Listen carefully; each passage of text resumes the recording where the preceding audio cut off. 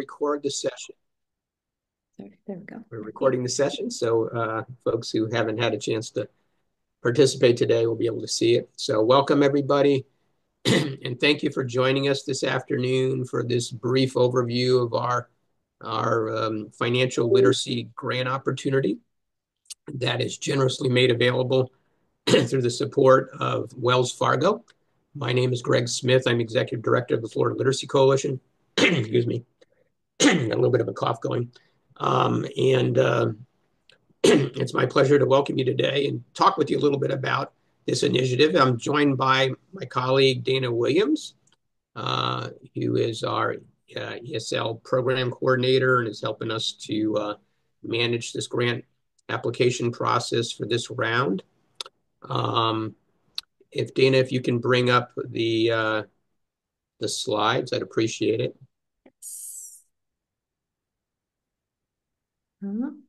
Sorry, my screen is smaller. There we go. My share button disappeared. Here we go.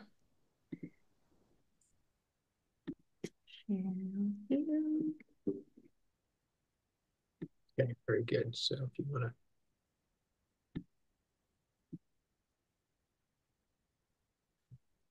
Okay, if you want to do the full screen there, it's okay. That's fine. That looks good.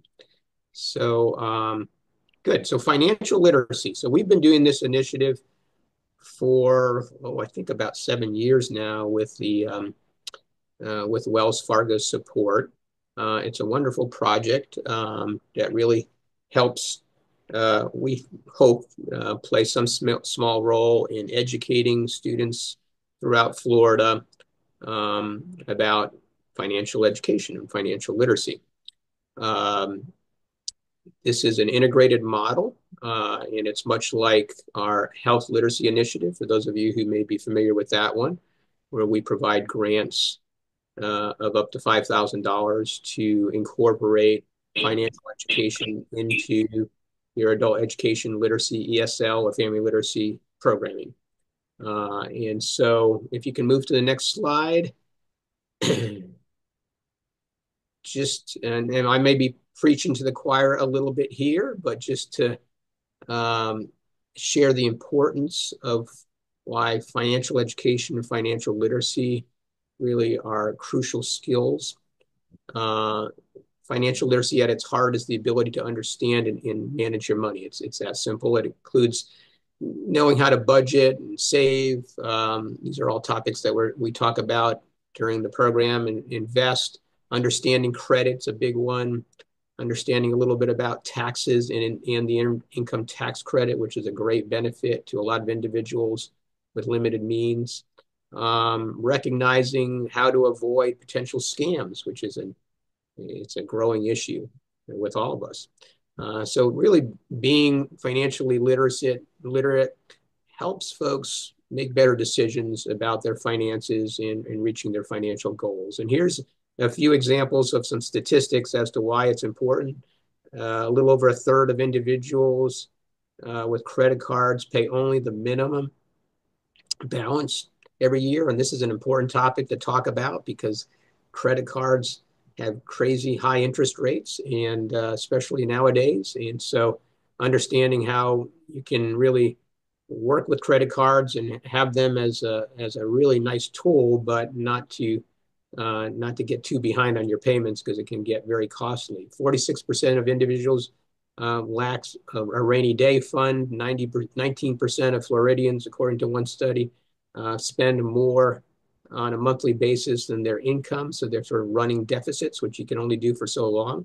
31% of individuals who took a test scored sort of a passing 80 or higher. So that's, over 2/3 of folks who sort of fall within that sort of category where they really have some, they can really benefit from improved financial literacy. Next slide.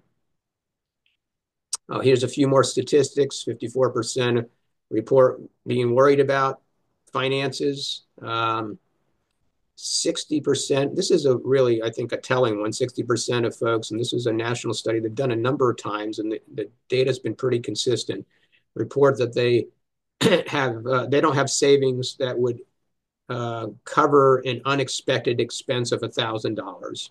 So that emergency fund, if you don't have something like that in place when your car breaks down or some other unanticipated expense, can really put people into a financial crisis situation.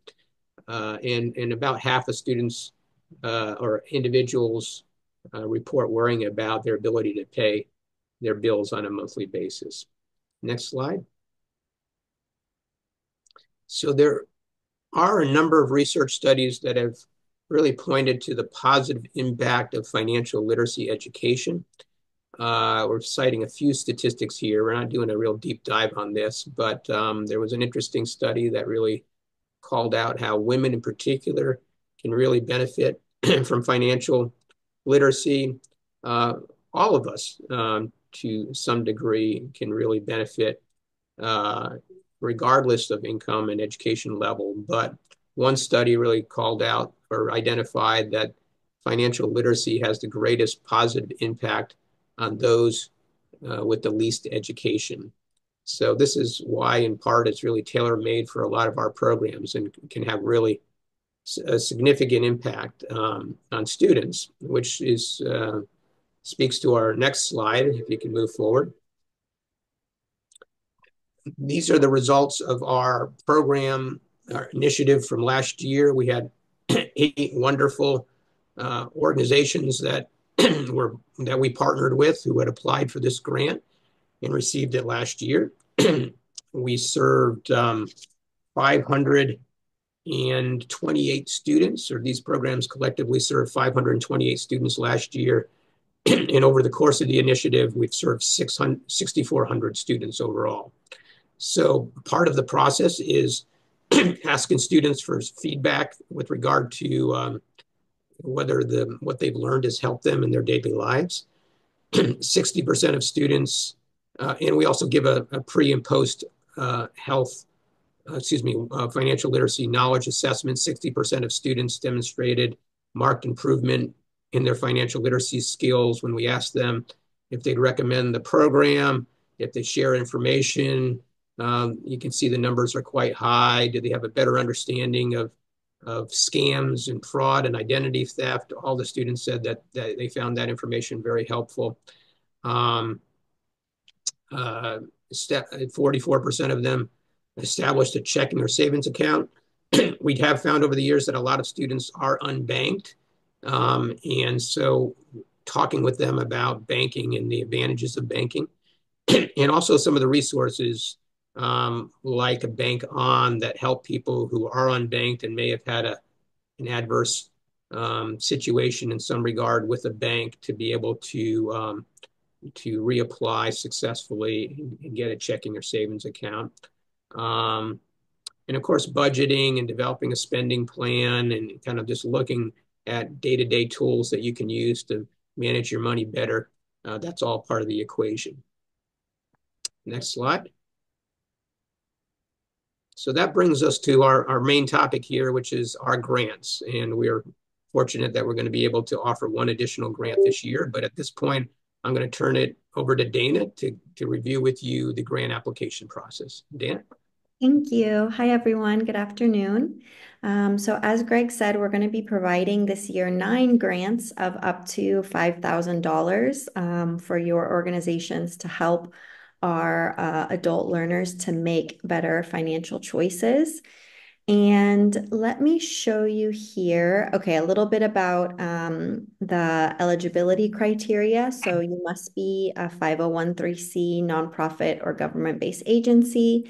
You must be or plan to provide adult literacy or ESOL instruction via group classes or individual tutoring.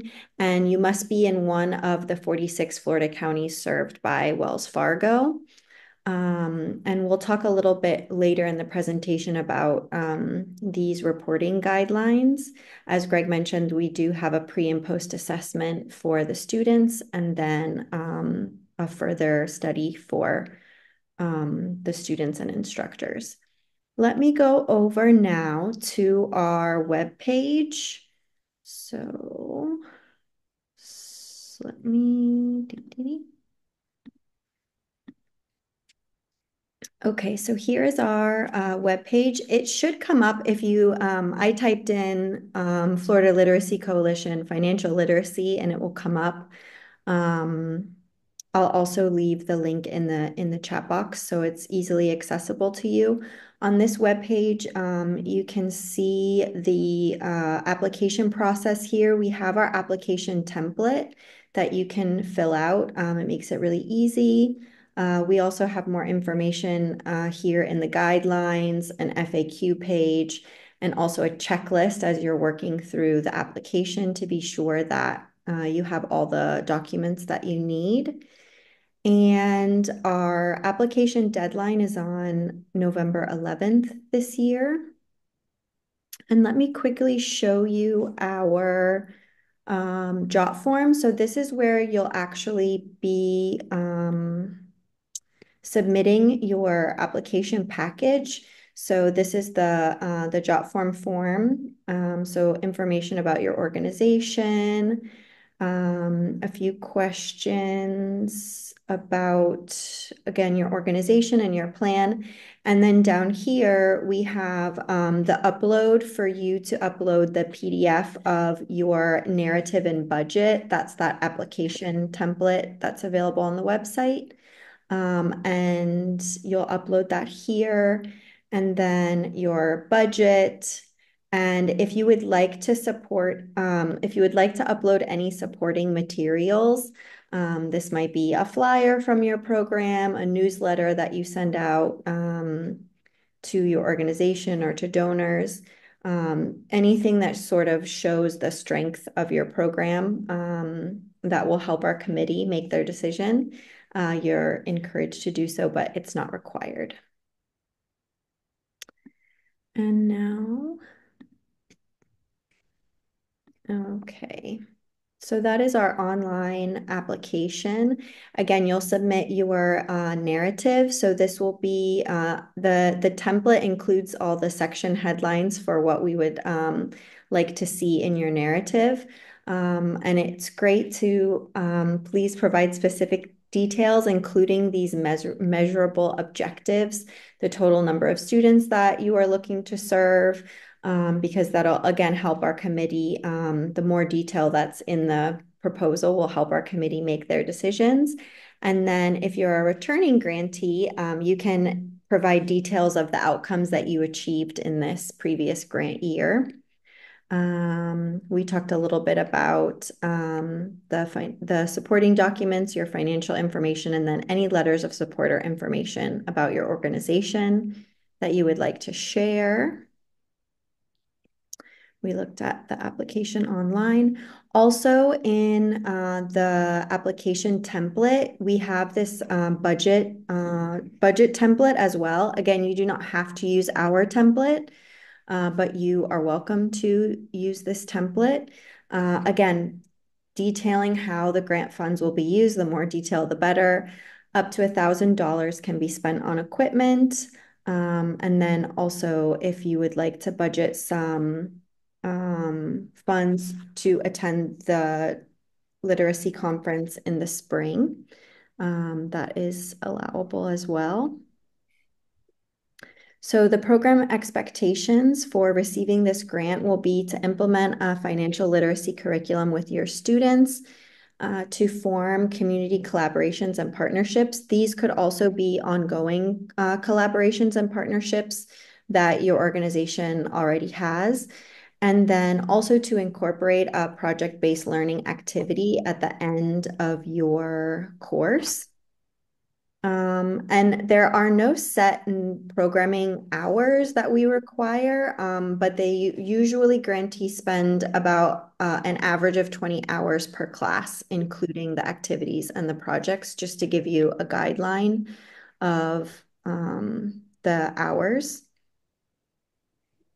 And project-based learning is a collaborative approach to teaching in which learners are placed in a realistic situation to allow them to apply what they've learned throughout the course to accomplish the project goals. And this type of learning helps students acquire a deeper understanding of the topic. It increases their confidence, understanding of how to apply what they've learned in the class to life outside the classroom gives them, a more structured practice so that they can then take that and apply it once the course is over as well. So some examples of project-based learning um, activities that the groups can do. Maybe host a financial fair, develop a mock banking activity, do a group research project, start a small business, or even develop some information that they can share with their family and friends and the community. You don't have to have the project-based learning proposal in your or the activity in your proposal because this will be something that you'll be developing with the students as the course is unfolding. They'll be coming up with ideas, and the whole purpose is for them to lead the activity. So that's not something that you need to include in your proposal. And our role in supporting the grantees will be providing quarterly information conference calls and webinars where we'll share information about how projects are going. We also can support each other with any challenges that arise throughout the course of the grant year. We will also provide training and technical support to the individual organizations and their instructors. And we can also provide resources and curriculum support through our website and also through our staff. The annual Florida Literacy Conference that's held in the spring, usually in May, also has a financial literacy track that provides instructors with a great opportunity to come to the conference, learn new things, network with other organizations. So that's something to keep in mind as well. And I'm going to turn it back over to Greg to talk a little bit more about Wells Fargo curriculum that's called Hands-on Banking. Yes, this is something that is a resource that's available to anybody. We encourage applicants to take a look at this. It is funded through Wells Fargo. They put a lot of resources behind this. I think it's quite good. It has a lot of different topics. There's a lot of content in there. Certainly would want to probably be kind of selective as to what you feel would be sort of the best areas to cover.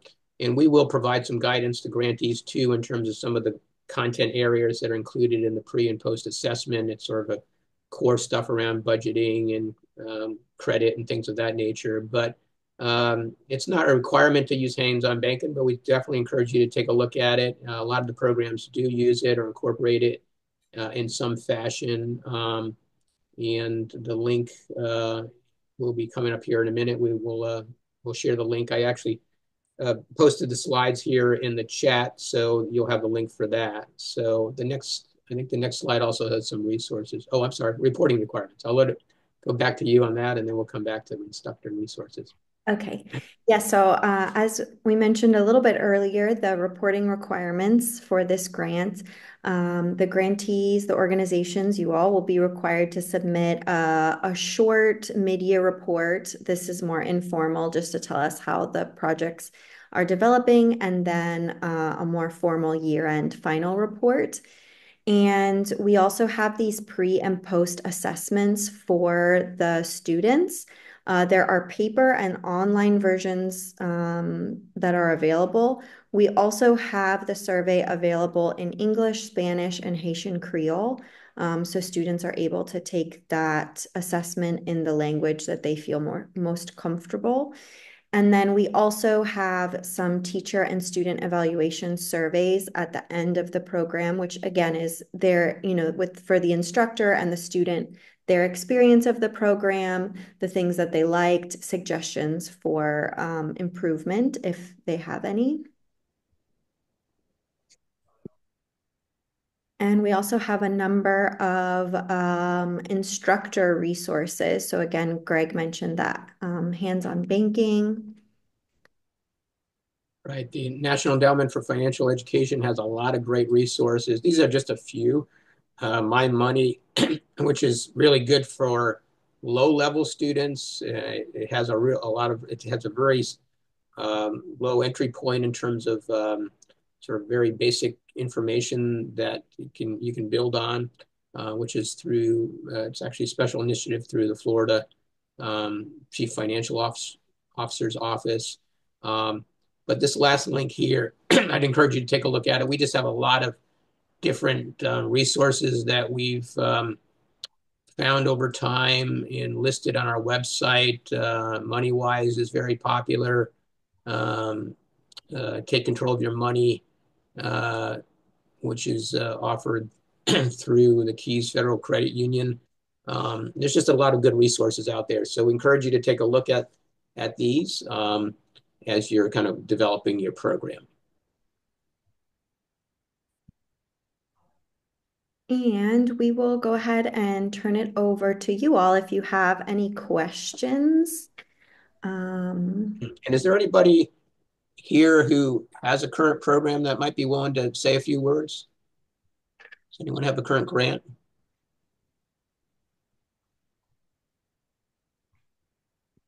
No, I guess not. All newbies, Sorry, huh? Greg. This is Okay. Michelle from Public Charities. Oh, okay. Thanks, Michelle. Um, yes, we currently have the financial literacy grant, and it is. I'm sorry, I have an issue with my camera, so I can't turn it on. Yeah, no problem. Um, the the financial literacy grant we are currently teaching it with some of our low intermediate level English language learner. And the way we structure it in the class is the class is twice a week. One day they do financial literacy, and the other day they do regular ESOL instruction in the class. We so far we have had um, folks from Wells Fargo come in and actually for all five topics come in and do presentation for us about all five topics that we cover in the class. The students have been able to do some of their projects. Some of them did PowerPoint presentation. One of the students that was in the class, what we did cover a topic about like stock market, and he decided he wanted to talk about how to save, how to go in the stock market. So that's what his presentation was in. So he did all this research, and he's like, yeah, one of my friend was asking me, so I thought I'll share it with the entire class. So I think it's great when we let the student choose. They become creative. They choose things that they want to do instead of the teacher say, okay, you do this topic, you do this topic. So it was pretty good that he was able to act as a teacher and teach the topic himself to all the other students that was in the class. So far, it has been very great to have it. Our students are refugees, so they don't know a lot about banking here in the US. So being able to explain it to them, give them the process that they need, how to save money, how to open an account, how to build credits, how to avoid fraud, which is very big with our refugee community. It has been really great to incorporate into our ESOL classes. Okay, great. Well, thank you for sharing that, Michelle. Mhm. You're Appreciate welcome. that. And yeah, I mean, you had a lot of good points there. Anytime it can be student driven, the topics, that's a really great approach. And Wells Fargo, as you mentioned, is happy to come in and other banks too and credit unions have been tapped to come in and do presentations. They always, certainly Wells Fargo will never be using it as an opportunity to sell their products. And they don't do that on hands-on banking either. It's strictly education and informational. So that's where that sort of community collaboration can really be a great benefit to your students to have folks come in who are subject matter experts to talk about various topics related to managing your money. So thanks for sharing that. Are there any other comments or questions that folks have about the grant? We got a question in the chat. If their organization receives funding from Wells Fargo, are they eligible to apply for this grant? Yeah, you would not be precluded from consideration. You know, we don't really ask folks to share what their other funders are, Wells Fargo or otherwise. So yeah, so you could certainly apply for this grant as well. Hey, I did have a question. Is it similar to the health literacy grant where you have pre and post tests with this as well Yeah. to kind of gauge knowledge and if there is there a way to take a look at those to kind of get a gauge of what that criteria is that you're looking for in terms of the curriculum content? Yeah, absolutely. It is, Travis, very similar. It's modeled on the health literacy, and I don't know if I can put my hands on it right now, but we can get you a copy of the pre and post. It's pretty basic stuff around um, you know, understanding about budgeting and savings accounts and credit. It's the stuff that's on the assessment is just sort of kind of the fundamentals, and a lot of times programs will sort of go beyond that, certainly in areas, especially areas that the students are interested in. But the model is very similar. Yeah. Gotcha. Thank you. Sure. Greg, if I could, also with the pre and post, it's a lot better because you give it as you go, as you cover each topic, you give the pre for each topic. So if students stop coming, at least those that came for that workshop was able to complete the pre and the post at the same time. Oh, right. Yeah. So that's an important. Thanks for bringing that up. And I know, Travis, you have the health literacy grant, so it is a little bit different structured. We're giving the students more frequent assessments just so that we can kind of capture the information, before they leave the program. So that seems to work pretty well. That's awesome. Yeah. Any other questions? Okay, well, we're right at the half-hour mark, so we'll wrap this up. But we appreciate you all joining us today and strongly encourage you to consider applying. This is a good year to apply. We're adding a grant, so we'll be doing 9 this year, and certainly look forward to your applications. So if you have any questions, shoot Dana or myself an email, and we'd be happy to answer those.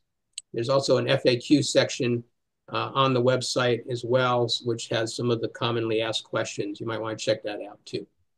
Okay. Well, thank you, Dana. Did you have anything else you wanted to add? Nope, that was all. Thank you, everyone, for joining us. Okay. Okay. Have a good afternoon. Thank you. Bye now.